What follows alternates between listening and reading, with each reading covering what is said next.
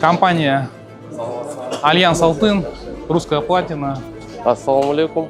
На сегодняшний день мы принимаем большое мероприятие по выходу с энергодефицита Кыргызской Республики.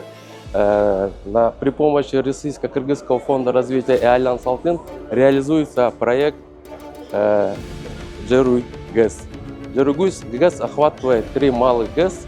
Общая мощность составляет 24 мегаватт и выработка 80 миллион киловатт-часов в год.